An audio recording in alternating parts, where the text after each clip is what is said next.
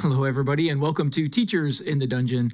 I'm Tom Gross, right here in the dungeon with Dan Ream. Hello, Dan. Good morning. Just scrambling around here a bit. It's a scrambled morning. Trying to keep everything together so we don't have to re-record. Usually the way I like to have my eggs, but I'll take the morning that way too. So it is middle of March. We've finished our most recent Waterdeep adventure recently. And it's time to talk about that today. But before we get to that, this weekend, you and Marcus are heading to GaryCon in Lake Geneva, Wisconsin. Mm-hmm. Yep, it'll be a third year. I will miss being there with you guys and having a good time. But because of family things, I wanted to stay home and be with the family because it's one of my daughter's birthdays. So it's probably a wise choice. I figured so. Anyway, so you guys are heading up to Lake Geneva. At the Lake Geneva Lodge is where they host Grand Geneva. Yes, thank you. And everyone will be driving to some place that doesn't exist. Yes, the Grand Geneva Lodge. What kinds of things, you're going a little later. You're going on Friday because as teachers, we're not allowed to take the Friday of a vacation off. Yes. The very first year we went, we were fortunate that our spring break aligned and we could just go up there. Yes. But it's never aligned since. So it's been kind of unfortunate. But so we'll be there. It starts Thursday morning. We'll be there Friday night and then Saturday and Sunday. So it's the 50th anniversary of Dungeons and Dragons. So they sold out of tickets, of badges. So it's going to be slammed. Yes. And I just bought a lowly silver badge. So they don't go down to copper. I think maybe they could think about that. But anyway, by the time I got on to sign up for events, there was not much left. And we've kind of talked about this off camera. I feel like off mic, that they have focused pretty exclusively on D&D because of this. I think there wasn't I didn't see nearly as much Call of Cthulhu or other non-D&D options this time around. I mean, because of the anniversary, I guess that's to be expected. Yeah, it makes sense. And there was only one diplomacy game, and I can't get to it. It's Thursday morning. I wonder if that's something I'm very sad. Can walk into. They put the little table stands there with the cards at the top to say if there's availabilities. I wonder if there will be a possibility to walk into some of those games. Although with all the people, who knows? So I signed up for other stuff. What you got? I've got there's a concert by this guy named Jason Charles Miller, who I know is connected with True Blood. He did the theme song for that. And of course, Joe Manganiello is in that. So is, I'm going to forget her name, the woman, the actress that has gotten Deborah Ann Wool. Deborah Ann Wool. She's in that. So there's some connections there. And he's probably done some other stuff, but I'm afraid I don't know what. But anyway, so I'll go to that it's just an hour, so we'll see what that's like. And then I signed up for a bunch of seminars. Okay. So there's one about Vox Machina. It's not the actors, but it's people connected kind of behind the scenes. Okay, like producers and so forth. Yeah. So I thought that'd be kind of interesting. Yeah. And the Dungeon Dudes are going to be there. So that's they've got a new Kickstarter coming out. Mm-hmm. So I thought, I'll just sign up, see what they're doing. Why not? Yeah. Why not? And then finally a DM tips and tricks. So nice. That would be. Yeah. Do you know who that's with? I don't. It looked important. I just think about that time you signed up for a session and went in and realized it was Ed Greenwood and. Oh yeah, I think it might be something like that. Yeah. Okay. That'll be cool. I need to look more carefully at that. And then I do have one game. I've got an upper level Adventures League level 10 characters, which I've never played before. We've played years and years and years, and we have fallen into that trap that they talk about, that you get to level 6, 7, 8, and it just you hit a wall. Right. I think one time at GaryCon I played an upper level. We went up into like some sort of a sphere, and were you in that one with me? Mm-hmm. Yeah, and that was that might not have been 10th level. That might have been. I think it was 4th or 5th. Yeah. Okay. So, anyhow, well, that'll be fun. Yeah. I'll be curious to hear how that goes. And I am volunteering. Yeah. So I'm gonna be helping to tear down on Sunday afternoon and Monday morning. So Okay. we'll see. I didn't. I my motives are pure. I didn't realize till after I did that. I saw all the explanation of what you get for volunteering. Oh, I wasn't really thinking that. I was just thinking. I just kind of wanted to see behind the scenes. curious what's on that list. So it's similar to what Gen Con does, which is eventually you can work your way to a free badge or swag, free beer cup, Okay. things like that. Nice. So- Okay. Now, will you get to take those this year, or that'll be for the next year? I don't know. It Seeming as doesn't it's at the end of the Yay! Here's a badge that is no longer valid. Well, I Enjoy. mean, I meant more like the free beer cup and things like that is what I was referring to. But yeah, even if it's for the next year, that'd be great. Cool. Well, I look forward to hearing about that experience of volunteering, as well as how the games and everything go, and who you meet and who you see, because there's quite a cast of people that are going to be there because of the 50th anniversary. It is a fun people watching place because, as we mentioned before, you'll be in the middle of a game and you hear a voice over your shoulder, and it's Vince Vaughn. Yeah. So I'm gonna have my eyes peeled a little more this time for Okay. folks, and not that I'll bother them. That's the other thing about this place is I don't know. There just seems to be a feeling that you don't go up and pester. You can say hi. And some of them that are there as official guests, I think that's fine. But if it's a Hollywood individual who isn't listed as a Like special Vince guest, Vaughn last yes, year. just leave them be. Let them play their game. They want to be people and have fun just like you do. Yes. I agree. It's fun to see celebrities in quote the wild. Yes. But I've always had that same philosophy that I'm not going to hound somebody because they're a name when they're just trying to be a person. They're just trying to be, a human being living amongst people and whatnot. But that is cool to see them, playing the games. I know Margaret Weiss of the Dragonlance will be there. She, talk about news, it'll be kind of old by the time this came out. She apparently has gone off on social media about the treatment of the Dragonlance projects that got killed. All of that. She's been apparently quite outspoken. Yes. Yeah, I had seen that.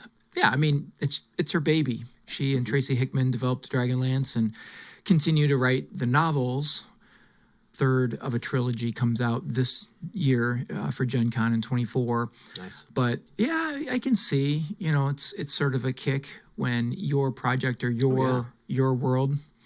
I kind of appreciate the frankness of someone like that. Yeah. I figured, I guess what went through my mind is, this isn't entirely kind, but she's been around for quite a while now. Yeah. She's probably at the point where she's like, true. what? I don't care if I burn this bridge. These people need to know. Right. I wonder what projects, I don't remember what projects were in the works or what. There was a series, I think, a TV series. Oh, okay. That was killed. And I know that, was Manganiello working on Dragonlance, or did he have a different? See, I thought he was on something else, but maybe he was working on Dragonlance. He does have a relationship with them, I know, because apparently he offered to buy the property from Wizards, from Hasbro. Oh, okay. When they canned it, and they said nope. Yeah, well, yeah, I'm sure they said nope, because you never know what might come down the road years from now. But yeah, I know they have a relationship, so I wouldn't be surprised if that's the case. He was the host of their panel last year when they released the books, and he talked about several times when he would have Tracy or Margaret over to his house, and he would have artifacts from TSR. documents and things, and he would have it out. And I remember Tracy saying he walked in, he's like, "What is that? That's my handwriting. What is that?" And he says, "Well, I wanted to show you that. That's a document that I've dumpster got." diving. Don't worry about it. So anyway, well, that'll be fun. That'll be fun. Looking forward to it. Hope you get some good sightings of celebrities. Sorry, you couldn't see this listening, but I was on my phone most of the time that Dan was talking, and I'm feeling very rude. But I was trying to see what Luke Gygax's new game is called, because I know that's being debuted, but I can't find. My Google machine apparently is not liking the words I'm putting into it, but I couldn't find it. But they are debuting that game as well. Yeah. So maybe I'll be able to sneak onto one of those.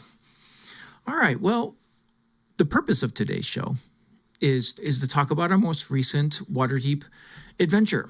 We are in the Undermountain, playing through parts of, if not entirety of, Dungeon of the Mad Mage, which I don't know that you guys knew that or not. No, I kind of guessed. But Yeah.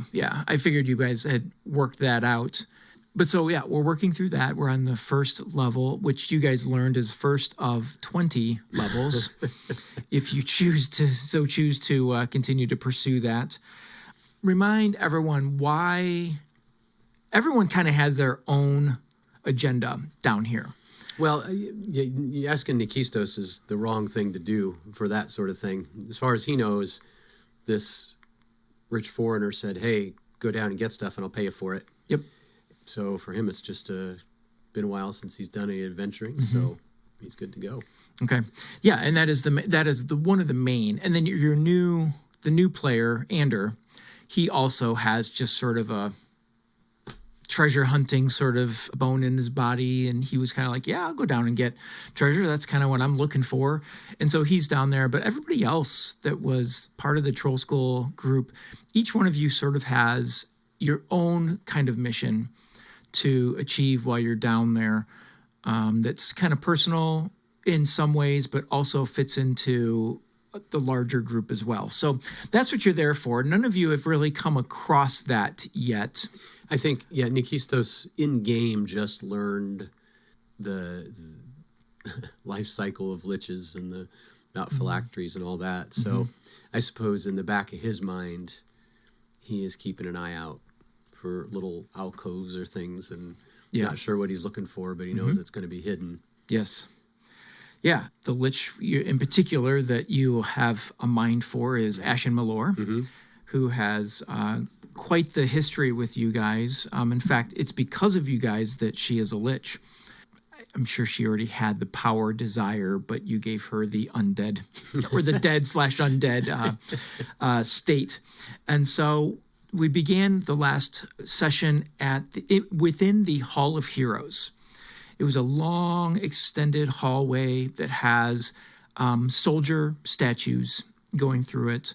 The way you got there was, if you recall from our last session, you were in a small room fighting vampires and some other creatures, and Nighthawk dropped a fireball into the small room and killed just about everything, including Ironclaws.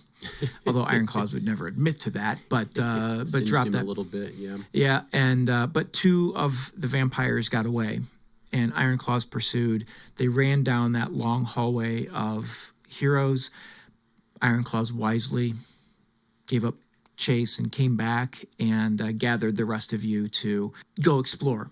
And so really that night, Friday night is when we play. We largely spent our time down the Hall of Heroes, right, exploring passageways to the sides, and then at the very end was a double doors that led to a battle. Yep. And so I don't know where you want to start, or if you have topics that you want to talk about for that night. I just have kind of the highlights that I remembered. One thing I didn't write down, but as you were mentioning it, we learned that the vampires were actually just humans pretending to be vampires, which is a little goofy. Yep. So deadly. We interrupted a Halloween party, apparently, and it makes sense when you said there was a whole pack of vampires, and I know from, again, metagaming, I know, oh, that's going to be bad. And then when it was as easy to dispatch them, I thought, well, that's odd. And I thought, well, I guess you just nerfed them. So that Did not nerf him. yeah, so that I suppose was relief, but then obviously raised some more questions. Which are questions I hope you guys pursue. Yeah. If you don't, no big deal. But I do hope that that's something that you pursue at some point. And something that I have to correct myself from a comment I made Friday night. And that was that this first level of the dungeon is really designed for first through third level. That was wrong. That was wildly wrong. So Dragon Heist is meant to get you to 5th level. And then from Dragon Heist is when the Mad Mage comes in. So this first level is intended for 5th level characters. Okay. So you guys are a couple levels above that. Are you all 8th level now, I think? And so you're a few levels above that. So the challenges have not been necessarily too bad for you. I mean, you've fought fake vampires to this point and maybe a few other things. These teeth are plastic. What? I've seen these before. But probably the first thing I was going to mention was Nikistos went down a hallway or a corridor that ended in a door that was a closet. And there was something in there that recurs later. Right. So we did see just an eyeball appear. An illusionary eyeball. Yes. And I think Nikistos would have been around Waterdeep long enough and have similar spells himself that he would recognize that somebody, obviously watching. He's of a cheerful disposition, so he just kind of shrugs and says, "Oh well," waved. He keeps waving at him. Yeah, I think he's hoping to charm whoever's watching into treating us gently whenever we come across him. So he's trying to establish a relationship. Okay, with an eye. All right. I like the texts the day after about the eye, and looking forward to meeting the mouth and the ears. Yes. Well, that's the long again. I can't think of a more recent example in film or anything, but the Odd Couple, Oscar and Felix. You remember back? Nikistos has kind of become the Felix. Yeah, of the group. Yes, I see that. He's not exactly fastidious, but he told Ironclaws, I think, quite reasonably that, hey, if we see something that's intelligent, don't just start attacking it. Let me try to talk to it first. So now that's become the group joke that you're going to talk to the eye. And yeah, right. And there was something else. Would you like to talk to that too? I want to say it was statues or something, but I don't know. So yeah, the eye is just sort of a little placer to see, and it comes up later in the toward the end of our session. The eye returned in a different location and kind of looked around at the aftermath of a battle. I think that's actually the first encounter that you had that day. And then there was another encounter where you went down a hallway that went down kind of a ramp, a declining passage. Yeah, so we've got, I don't know where this will go within the group dynamic, but we've got a character who's got rogue capabilities who should be doing all of the exploring. But in-game, I feel like Nikistos would feel like he's getting sidetracked and distracted and searching for treasure and stuff when we really should be continuing on. And Nikistos gets impatient and says, well, I'll just go ahead and try to investigate. And the thing about a bard is they get a little bit of a bump in every single thing. They've got kind of a jack of all trades feature, and they can keep adding abilities. So his investigation isn't terrible. So he thought, well, I'll just go investigate. And the way you described it, there's this passage that just descends, and the first thought was, okay, it goes to the next level down, and then you, as DM, sort of corrected my understanding, and so Nikistos would realize, no, it's not exactly that. It's like a split level. It just goes down halfway. And there was never a door for the first couple passages, so I said, I'm just going to peek around. Yep. Okay, I'm just going to peek around. Yeah, because it wound around quite a bit. Yeah. And so then I finally saw a room with a statue in it, and I think I called him down. I believe you did. And Ironclaws, for all his grumpiness, tends to have Nikistos' back pretty regularly, so Yep. he's usually following Nikistos. And he likes to fight too. So, yep. So we went in, and they asked if I wanted to talk to the statue. Yep. And it was the joke, but it also was a statue of a Sahuagin, Sahuagin Baron, that you would be familiar with more so than they would, being a Triton. Yep. So we did go in, and he made it clear it was holding a box. Yes. So obviously we're going to have to try to take the box.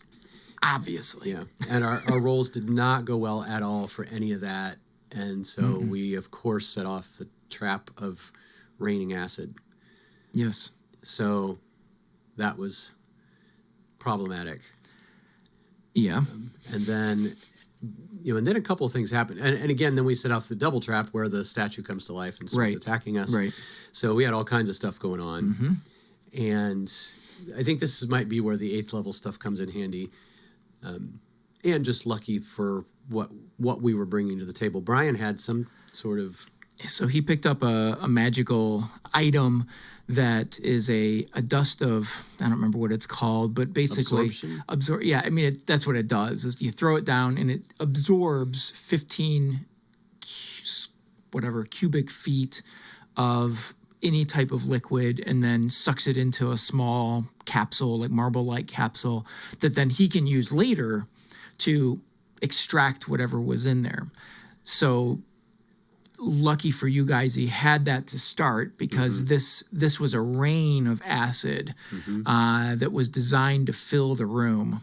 To get out of it would have taken several rounds, because he had that ramp that would be also filling up with acid. But between that and your quick thinking... Yeah, I did. The DM allowed a little bit of a rule of cool. I had a wall of water, but I used it as a roof of water. Yes. To at least slow down, give us a walkway out where we aren't being pelted by acid the whole time. Right. And then we fought the monster and killed that without too much trouble. Yeah, that wasn't a difficult fight for several level 8 characters. So you guys got through that. You opened up the box. We split it open. Yes. Yes, our rogue did not succeed in the roll, so we had to just smash it open, and we found a shriveled up tiefling heart. Yep. And Nikistos' first thought is that did I just no, I don't think that's Ashen Malor's. So it was a good thought, but no, it was not a phylactery.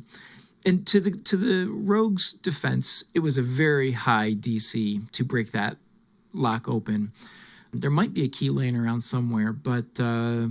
So nonetheless, the box is the locking mechanism anyway, and the lid is a little much damaged. But the inside, and then a Nighthawk tore open the linen in the inside of the box to see if there's anything else in there. So it's in rough shape, but you stuck the heart back in there and put it, I think, into a bag of holding. Is that what you guys are carrying? Okay. Yeah, I think so. All right, so we came out of there, and there was another passage that led to a room that had an aging weapons rack, and then a not useful or a broken sharpening wheel that you eventually used to rest in. I think after our next... Yeah, it was after your next, but so some rooms like that are put into this dungeon for that purpose. Yes. Just to have a safe place to go, because even though this was my take, and I don't know, you as the players might say differently, even though each battle was not especially terribly difficult, except the next one we're going to talk about, they continued to sort of beat you down a little bit. You were out of spells at one point. Ander and someone else. I mean, Karavek was in sad shape at one point. So this first level is sort of beating you down, I think, is at least to this point, has been sort of, as the DM, the sense I'm getting of the design of it. Right. And knowing the deeper meanings behind the Mad Mage, it seems fitting that that's the way this is turning out the way, even though you guys are higher level than was intended. And I have not upped any of the monsters at this point, just because again, really, this group, as we talked about last time we recapped Waterdeep, this is really kind of a new dynamic to the group because we have a new player. And this group the group that's current state has not done much in the way of adventures in like a dungeon. Right. So I have to say, as a DM, there's a bit of adjustment for me. I felt like the first time we met and we went into the dungeon, I really struggled. The most recent, I feel like it's going a little better for me to figure out your dynamic and how to manage 6 players. Is it 6? 1, 2, 3, 4, 5. Normally there's 6. There's 5 on Friday night. That takes us to where you came to the end of the Hall of the Heroes, and there was a set of double doors. Yes. And I think I went ahead, and I think Akistos is just picking up on Ironclaw's impulsiveness. So, well, the thought was not necessarily impulsive, but I can just open the door and look, and the creatures inside were prepared for that. So that sucked us right into another combat. Yeah, and this is where you discovered that that it was confirmed that the vampires you were chasing were no more. Right. They got beat up. They got sliced apart by the 3 manticores that were. Yep, and the manticores when you came in were flying. They were up in the air of this quite large room, large enough for a good battle scene, and they were using their tail spikes. To do ranged weapons, and those tail spikes are pretty formidable. I think they brought you down in level. I mean, you're the one that walked in first, so of course you were the brunt of the first foray. And the dice were unkind to me. And my dice were hot at the beginning of this battle. Yeah, against me rolled 22. Is that hit? Yes. Hey, with this group, 20? 22, 23, I'm not sure. And then the other manticore then attacked Ironclaws. 14, 12. And we got back around, and once you hit Nikistos, everything was over 20, I felt like. So he kind of took it on the chin. Didn't go down, but I was well below half HP. Yeah, and you used the in the room, out the room kind of tactic. Yeah, as you went. Once everybody got in there. Yeah, Nikistos, his role has shifted significantly as our party makeup has changed, which I guess makes sense. Because thinking all the way back to the very beginning, we had a tank that got injured quickly and didn't longer win. So I remember our first several adventures, Nikistos was the one that happened to walk in and take the hits. So you're used to it. So now he's backing up and doing the hit and run type of tactic. So some highlights of the battle for me on your side were, first, Kervek charmed one of the manticores, and the manticore wildly failed. I'm not sure it wasn't an ordinary charm, was it? No, it was Hadar's. It might have been Hadar's something or other. Or was it hypnotic? Oh, yes, I believe it was that. Whatever the ending of that spell is. You only get one chance to save, and then you're just there until someone shakes you out of it. Yep. And your other 2 manticores would never have had the opportunity to go do that. Their intelligence was low enough, and they were occupied, so they didn't think to, hey, one of us is not doing what they're supposed to do. So that's understandable, because Ironclaws definitely had one of them under occupied. And then the other one had kind of flown around to the corner of the room to try to get an angle from behind Ironclaws, but then the rest of you came in, and so he became occupied with the others and didn't notice that. We had some bad luck. Our one ranged fighter rolled a nat 1 and broke the string of his bow first thing. Yep. That was unfortunate. And then you had trolls. So you happened to break in at feeding time, where these trolls were carrying in, I think it was about the second or third round, the trolls entered through a door carrying stacks of rancid meat that are intended to feed the manticores, and they instantly became engaged in battle. Ander happened to be right there near the door. So one troll went right there and the other one went toward the main entrance where most of you were standing to get engaged there. So that definitely added a level of difficulty to the battle. And as a player, I thought, oh dear, this is bad. I know trolls have a lot of hit points, and I know they regenerate if we don't hit them with fire every turn. Mm-hmm. We've got 2 flying things that we haven't managed to kill yet, and I saw my hit points. I knew Iron Claws had gone down once. We don't have a super healer among us. We've got paladins, Mm-hmm. but other than that, I'm the best we've got for Yeah. distance, and all Yep. I'm doing is healing word. Mm-hmm. And at this level, that's not. Small. Yeah, Small. I mean, you can upcast it, but even still, get them back in the fight. But that only one single hit, and they're going back down. Right. Which happened a couple times. Yeah. Was it this battle? No, I don't think it was another battle. But yeah. So anything before the move that you did that kind of changed the battle? Anything else before that was notable for you? No, the other thing that whether you intended this or not, it negated a lot of our strengths. Is with you when you've got these flying creatures, they're not engaged in melee, so our rogue was not going to be able to get sneak attack damage, Mm-hmm. and his dice were not his friends. He had a couple of bad. We all had a couple of bad misses, but Mm-hmm. so that made things more difficult. Yeah. I think that's all that I remember from that battle until we got to the end. And I was holding on to one big spell slot. Yep. And frantically looking. I picked up one new spell that does some pretty nasty damage to one creature. Mm-hmm. And I also picked up Dimension Door, but I was like, I can't get all of us out of here with that. Mm-hmm. And for some reason, I mean, I don't know why we didn't just think to, hey, retreat, Oh, yeah. get out, close the doors. But I think we probably were getting toward that point. Yeah. So you threw me for a loop on this one. So I'll let you describe what you did. You did something that changed the battle. So I've got Major Image from a couple of levels back. And I looked at that and thought, all right, Nikistos would definitely know that trolls are dumb. And couldn't really tell about the manticores, but something that you had him talk somehow that I thought maybe they aren't smart.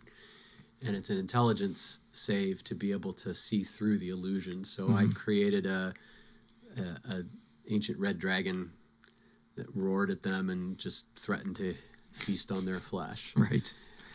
And again, I sort of learned enough to not be, no, this has to work, DM. Right. You have to let me do this. I tried to be like, whatever you want to do with it, this is what Nikistos is doing. So basically, I decided it would be a fear saving throw, which is the intelligence, so they would have to beat your DC with their intelligence to be able to determine.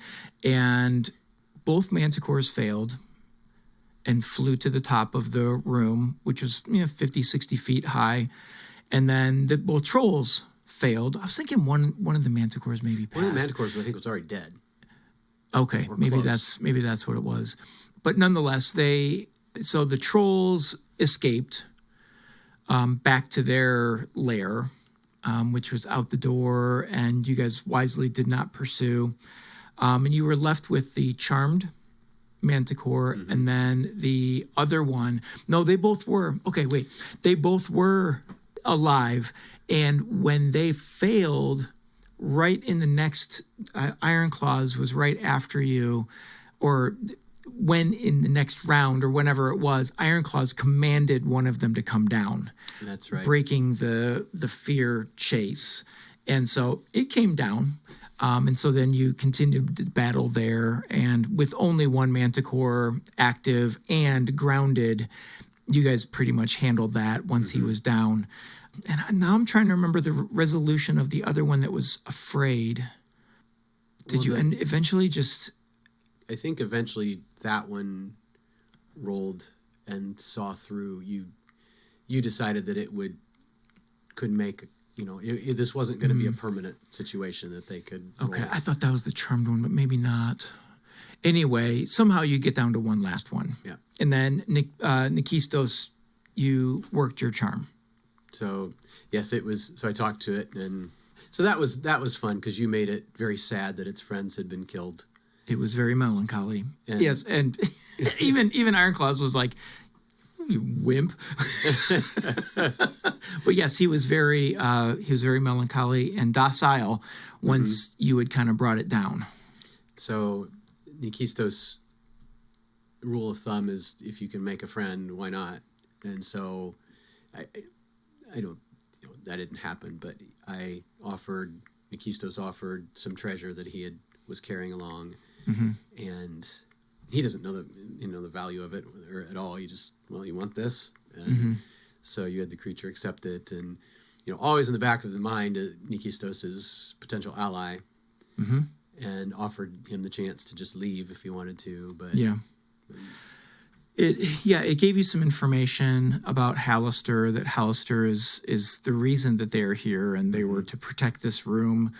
For some reason, the Manticores don't really know the motivation behind it. They just know that they were compelled to be here and attack anything that came in. One of the reasons it's not that I allowed you to sort of befriend it, but it was the charmed one. And so it didn't see the viciousness of the attacks. It didn't see its others die. It just came to and they were already dead. So it didn't have that like shock of the battle like the other two would have had. And I don't know that I would have been quite as willing to let you talk to it at that point. But this one, it was out of it.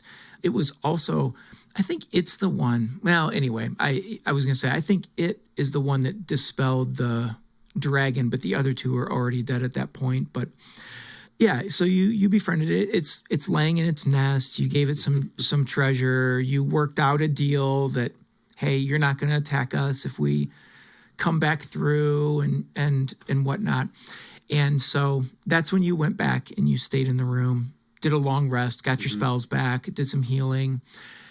But do you long rest or was it short? No, it was long. It was a long. Okay. Yeah, we definitely needed the long rest. You debated it, but I couldn't remember what the resolution was to that. And with our table rule, that doesn't mean automatic healing. No. And we were down far enough. It took some engineering. I think almost Nikistos was not back to full health. Everybody else, I think, was pretty close. Yeah.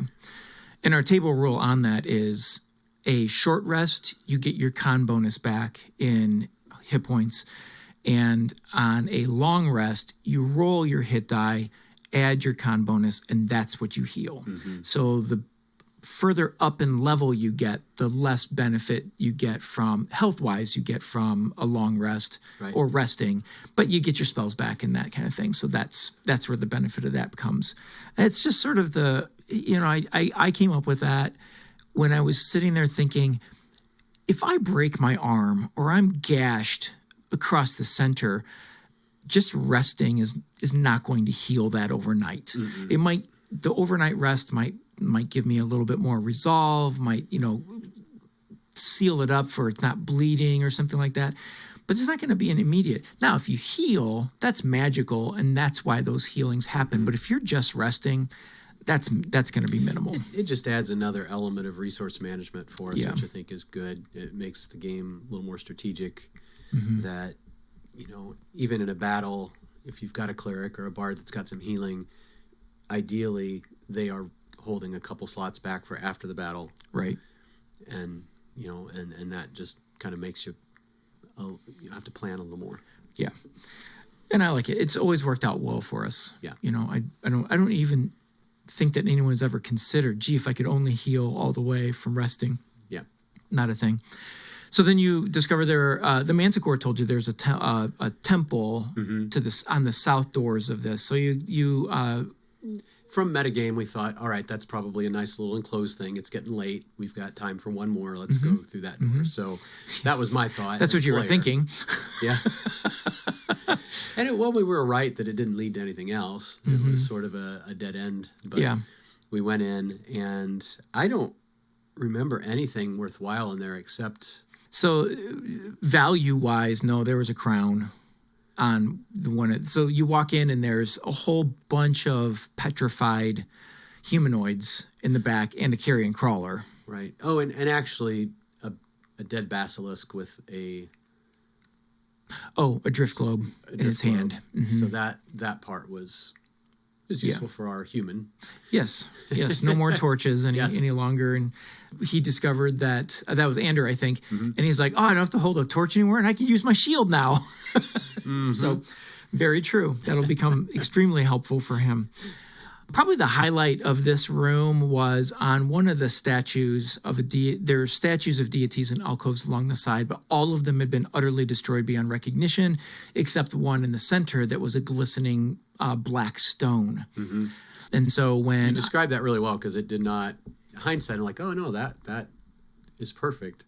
In the moment, I just thought, some strange material. It must be important. So Ironclaws went over and poked at it with his sword, only to, I guess, gain the ire or spring the trap that 2 black puddings had set for you. One of them was the glistening black granite or stone or whatever it had looked like, and so it leapt off the statue, while at the same time one was up on the ceiling and dropped down onto Nighthawk. And so we had our first encounter with oozes. Yes. And you guys discovered that they split. Mm-hmm.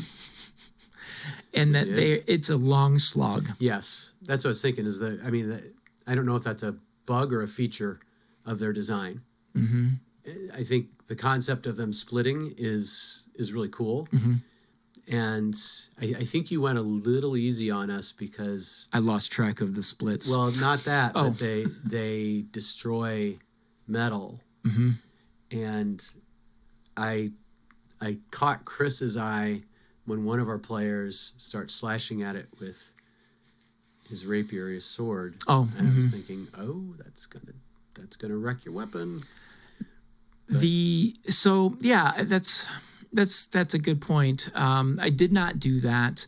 The biggest feature that it talked about was the armor damage. Yeah. And so I guess I just didn't think anything of the sword, so that was a fail on my part. It was not intentional. Karavek was the one to take the brunt of that. Just Ironclaws is so hard to hit.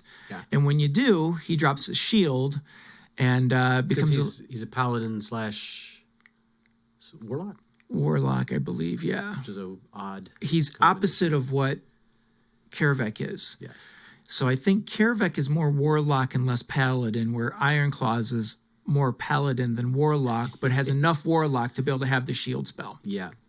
So that yes. So that so it didn't feel like it was fun. It didn't feel, as a player, I felt like our characters wouldn't have been frightened the way they were against the Manticores, but it just took a long time. And they kept coming, and it required some patience and some thinking through. Mm-hmm. And and Karavek did come fairly close to death. He had 2 death saves at one point, I believe. Or no, he had 1 death save, but then had to make a roll, and if he'd have gotten a 1. So and he just kind of did it. Like in the middle of the roll, I was like, this could kill him. Yeah. And I think he was well aware of that. Yeah. He rolled an 8, so then he had 2, and then you healing worded him, I believe. And then decided, I got more hit points than he does, so Nikisto stepped in between to make sure that... That's right. If there was an attack, that it would be on him. Yeah. And not Karavek. Yeah. So so that was an enjoyable battle. I've never used an ooze before, and I might have been able to use them a little better, as you said, with the sword and damaging things like that. That was one thing I think we were worried about. Mm-hmm. But you could also say, well, stabbing in and out is different from an attack that splats onto a large area of metal. So those are all good points. But it was a long battle, but it was kind of fun every time it would split to see you guys go, oh, God. Or, geez, or stop hitting it. I was waiting for someone to say, stop hitting it with a sword. Right. Because it was the things that split it are the sword and lightning. And you Right. didn't fall into the trap of using any or attacking with anything that had immunity to it. Because there was a number of things that it was immune to, but you didn't use any of it. So you defeated the Black Pudding. As you searched the room, Kervek found, and I was glad that Kervek found it because I knew he would use it, he found that crown, the copper crown with malachites, whatever those are on the crown that stick up. Yeah, I forget what those are called. And then none of you could identify the deity that's there. It's not especially important other than if you identify it, there's a like a boon that you get, or whoever if someone worships it, there's a boon that you get. But so we finished there, and we decided that let's get a direction set so that your poor DM can have some planning time. Right. And you so kind of fooled us because you said, we basically three rooms, three doors. Which one of these 3 doors? And then you say, well, and we discuss and finally pick one. And you're like, well, they all go to the same passageway. Well, and the Manticore is the one that kind of told you this door is where the trolls are. That door is where adventurers have gone that have never come back. I don't know where that door goes. So yeah, I kind of set that up for you. To get the disappointment on your faces was great. I whether you guys enjoyed it or not, I loved watching your faces when I was like, there's a north and south hallway that connects to all the other doors. I don't remember who it was, but it was really disgusted. I think it was Brian. Brian was like, really? Seriously, all of that? Yes, all of that, because it was the end of the night, and it was just fun as the DM, it was fun to see you guys work through that thinking it's the same. It goes to the same place. But there's a passage that goes to the south that turns to the east that I think is what you decided, because you wanted to stay away from the trolls, and you could smell where the trolls were. Mm-hmm. So that's where we left it. You're going to go to the south, yes, to where other adventurers had gone and never returned. Okay. So that is where we are. Yeah. If I should have said this early on, if you are a player and are working your way through or starting or considering using, or your DM's considering using this adventure, just remember player knowledge versus character knowledge. Yes. Or stop listening to our Waterdeep adventures and come back after. Don't do that. Just keep listening and just discipline yourself. That's right. You can do it. That's right. So everything is based on the Mad Mage, the Dungeon of the Mad Mage. And there'll be I've got some variances coming up, however, that'll be a little different and more customized to the Waterdeep group. Right. So I'm looking forward to those moments when you guys discover that. But besides all of that, anything else to add to the Friday night? Ooh, I do.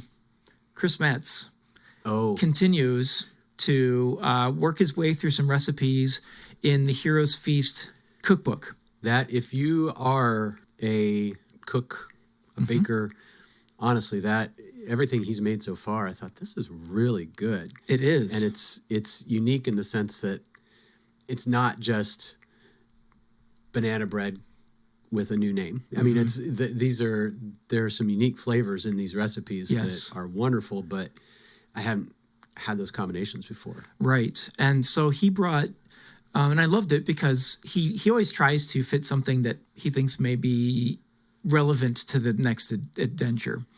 And so Mrs. Peabody, before you guys came, gave you in the morning a pack of, you weren't sure what until you opened it, but she said it would be, for when you need treats or when you need something to keep you, to remind you of home.